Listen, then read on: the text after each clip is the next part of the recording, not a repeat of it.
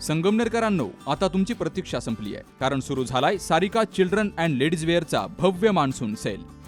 आकर्षक one piece, churidar, western dress आणि full सूट फक्त 300 रुपयांपासून। 5 ड्रेस खरेदी करा आणि 1 ड्रेस अगदी मोफत मिळवा। त्यासोबतच स्टायलिश जीन्स आणि ब्रँडेड टी शर्ट्स फक्त 100 रुपयांपासून। उत्तम गुणवत्ता, ट्रेंडी कलेक्शन आणि सर्वात परवडणारे दर फक्त सारिकामध्ये। मग आजच भेट द्या।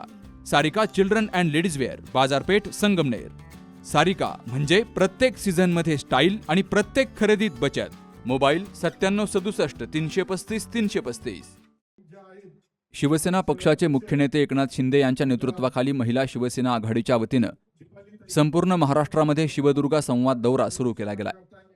या दौऱ्याच्या माध्यमातून ग्रामीण भागातील शिवसेनेशी जोडलेल्या महिलांशी थेट संवाद साधून त्यांच्या अडीअडचणी, समस्या आणि अपेक्षा जाणून घेण्याबरोबरच पक्ष संघटनेमध्ये महिलांचा सहभाग अधिक व्यापक करण्यावर भर दिला जातोय। या अभियानाच्या निमित्तानं अहिल्यानगर जिल्ह्यातील संगमनेर आणि अकोले तालुक्यातील शिवसेना महिला पदाधिकाऱ्यांची बैठक संगमनेर शहरातील आमदार अमोल खताळ पाटील यांच्या शिवसेना महायुती जनसंपर्क कार्यालयात पार पडली। आमदार अमोल खताळ यांच्या अध्यक्षतेखाली झालेल्या बैठकीत शिवसेना सचिव आमदार डॉक्टर मनीषा कायंदे, शिवसेना उपनेत्या सुवर्णा करंजे, सरिता माळी, महिला जिल्हा संपर्क प्रमुख सुरेखा गव्हाणे, जिल्हा प्रमुख सुनीता शेळके, सामाजिक कार्यकर्त्या नीलम खताळ, महिला शहर प्रमुख दीपाली वाव्हळ, तालुका प्रमुख संगीता बांबळे, नगरसेविका साक्षी सूर्यवंशी, युवती शहर प्रमुख शिवाज्ञा आरगडे यांची हजेरी होती। बैठकीदरम्यान महिला पदाधिकाऱ्यांशी संवाद साधून त्यांच्या संघटनात्मक तसेच वैयक्तिक अडचणी जाणून घेतल्या गेल्या।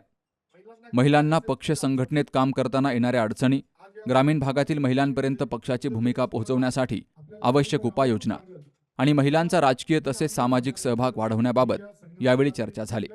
महिलांनी मांडलेल्या प्रश्नांवर योग्य तो मार्ग काढला जाईल असा विश्वास यावेळी व्यक्त केला गेला। या तालुक्यात परिवर्तन झालं। हे परिवर्तन झाल्यानंतर खरं या मतदारसंघातील सर्वसामान्य महिला असेल, कॉलेजमध्ये शिकणारे युवती असेल, विद्यार्थी असेल, कामगार असेल, शेतकरी असेल, या सगळ्यांना एक न्याय आणि हक्काचं व्यासपीठ मिळालं या निमित्ताने आपल्याला सांगू इच्छितो। खूप काम करायचंय। काम करताना फक्त जसं मी निवडणुकीच्या आधी गेले 40 वर्ष जे आमदार होते ते कधी काही वाड्या वाजताना पोहोचले नव्हते, परंतु मी निवडणुकीच्या आधीच पोहोचलो होतो। आणि मी सगळ्यात जास्त जनतेमध्ये राहिल्यानंतर एक सामान्य मुलगा सुद्धा आमदार होऊ शकतो। जनतेचे प्रश्न जर सोडवले तर एक सामान्य मुलगा कितीतरी समोरचा मोठा प्रस्थापित असला तरी त्याचा पराभव या माता माय माऊलीच्या आशीर्वादाने करू शकतो। याचं ज्वलंत महाराष्ट्रातील उदाहरण म्हणजे काय होतं आमच्याकडे फक्त ही मायबाप जनता होती, आमच्या लाडक्या बहिणी होत्या। आणि या सगळ्यांनी शिंदे साहेबांनी विश्वास टाकला, या सगळ्या मतदारांनी आमच्यावर प्रेम दिलं आणि भरभरून प्रेम दिलं। न भूतो न भविष्य अशा पद्धतीने या मतदारसंघामध्ये ते झाल्यानंतर या मतदारसंघाचे जे पाण्याचे प्रश्न होते ते सोडवण्यामध्ये आम्ही यशस्वी ठरत चाललो। शिवदुर्गा अभियान जे तुमचं अभियान आहे, कशाच्या माध्यमातून तुम्ही राबवलेले आणि काय नेमका उद्देश आहे? आपल्याला माहिती आहे की शिवसेनेची महिला आघाडी जी आहे, आम्ही त्याला महिला सेना असं म्हणतो। आणि ही महिला सेना म्हणजे वंदनीय बाळासाहेब ठाकरे तर महिलांना रणरागिणी असं त्यांनी शब्द प्रयोग केलेला होता, तो आजही आम्ही करतो। आज या ठिकाणी माझ्यासोबत सुवर्णताई करंजे आहेत, सरिताताई माळी आहेत, खताळ वहिनी आहेत आणि आमच्या शेळकेताई आहेत। इतक्या सगळ्या महिला आज खरं तर आम्ही ग्रामीण भागातल्या महिलांना भेटावं, त्यांच्याशी थेट संवाद साधावा। आम्ही मुंबईत राहतो किंवा वेगवेगळ्या ठिकाणी राहतो, परंतु महाराष्ट्रातल्या ग्रामीण भागातल्या महिला आपल्या शिवसेनेशी आमच्या जोडल्या गेलेल्या आहेत।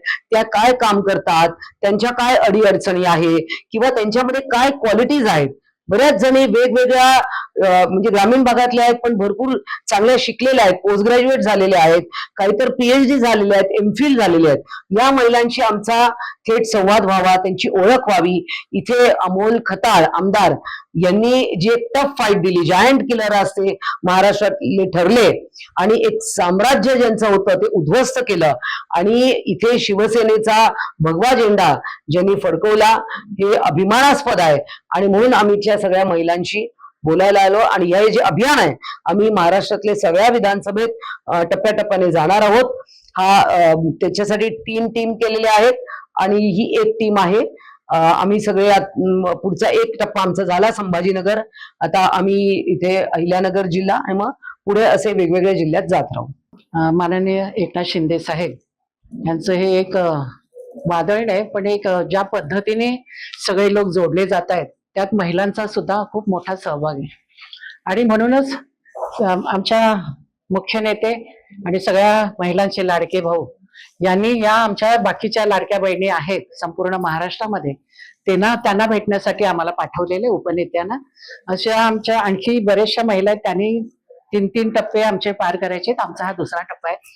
आणि जेणेकरून ग्रामीण भागामधल्या महिला त्यांचे काय प्रश्न आहेत, महिला आघाडी कशी वाढवायची, पक्ष कसा वाढवायचा, त्या संदर्भात आणि त्यांच्या मनातले प्रश्न.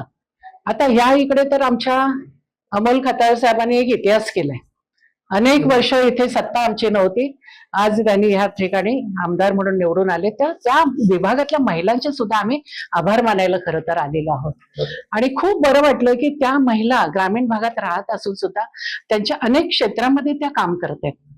आणि खरं आश्चर्य वाटलं की ग्रामीण भागातल्या महिला सुद्धा अशा पद्धतीने आपल्या विभागात काम करतायत. आणि त्यांना एकनाथ शिंदे साहेबांबद्दल तर प्रचंड आदर आहे आणि आमच्या खताळ भाऊंबद्दल सुद्धा एक प्रचंड आधार आहे आणि आधार पण आहे.